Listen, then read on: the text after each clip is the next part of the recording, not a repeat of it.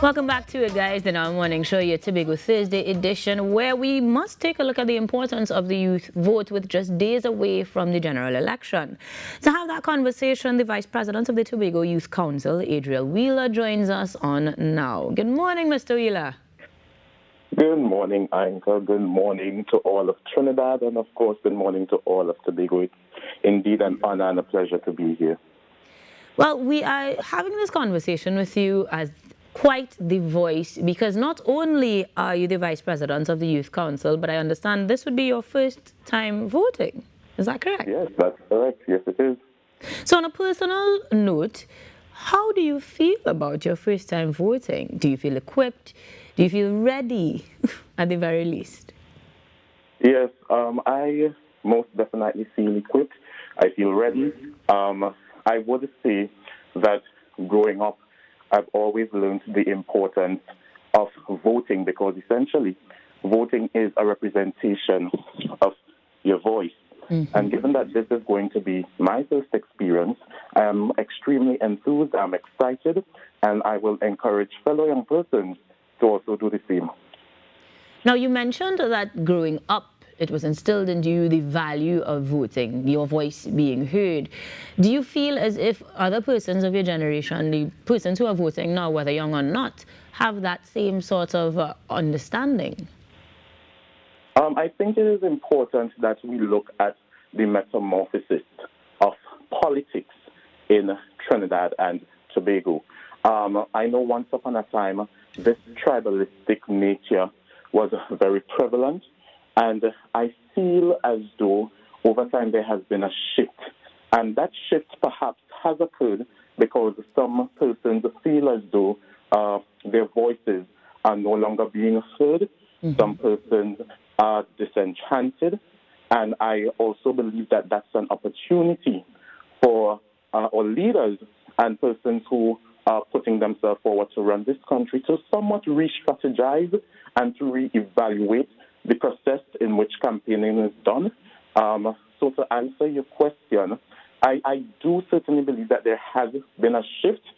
It's not that persons are not aware of elections or they're not aware of our representatives, but rather there is a sense of reluctance based on previous trauma.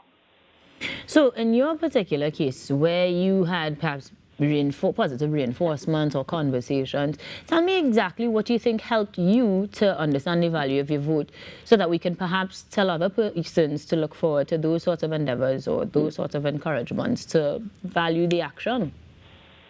Well, I'll take this opportunity to credit my late grandmother.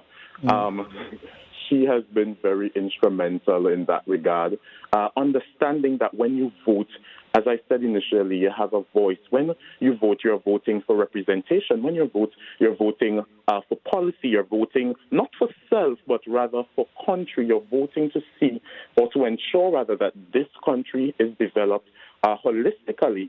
And each political party would have their various manifestos and their various plans. And as a young person and as a citizen of Trinidad and Tobago, it becomes your duty, in fact, it is your constitutional right and civic duty, to critically assess what is being presented and for you to now make that decision. Right.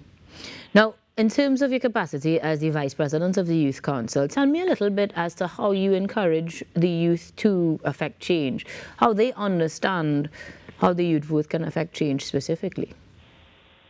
I think because we're in a period of, this isn't official, but I like to say that second enlightenment. A lot of young people are very awake. In the same vein, I will not be dishonest. There are also young people who have a very little interest in politics, and on those grounds, in my capacity of Vice President of the Tobago Youth Council, I say to young people exactly what I've been sharing with you since the beginning of this interview, that voting is your right. Voting is a representation of your voice. When you vote, or it is understanding and appreciating, rather, that the change starts with you, because as young people, we have new ideas, we have new interests. Look at artificial intelligence. That is something that is, now very prevalent in society, and it could really be a game changer because we're living in a world that is technologically advanced. And for young people to be involved in politics, especially frontline politics, understanding that your voice, has that power to come up with new or to even suggest new policies and to seek from your various members of parliament, change and even make suggestions that would in turn make Trinidad and Tobago, that sustainable country that we aim to be. I hear, Adriel. Do you have particular strategies, though, that you employ and you've seen positive results in terms of perhaps converting those who outright expressed disinterest? Well, I would not necessarily say strategy, especially from the perspective of the Tobago Youth Council, because we must be cognizant of the fact that we are an apolitical organization, and while we do encourage persons to vote, it is not our primary duty to focus predominantly on politics. However, as a fellow young person, once the question is asked, advice is given, not based on any one party's standpoint, but rather, you equip persons or you present information to persons and they would make, the necessary decision. So there isn't any strategy in particular that is used because, again, we're not focused on politics predominantly, but we do respect the act of voting and having individuals understand that it is your constitutional right. Gotcha. And in that case,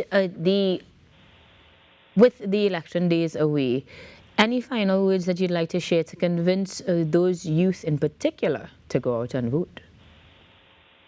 I know that for some of my fellow young persons out there, at just 19, I understand that there is a disconnection from politics, and that could be as a result of inaccessibility.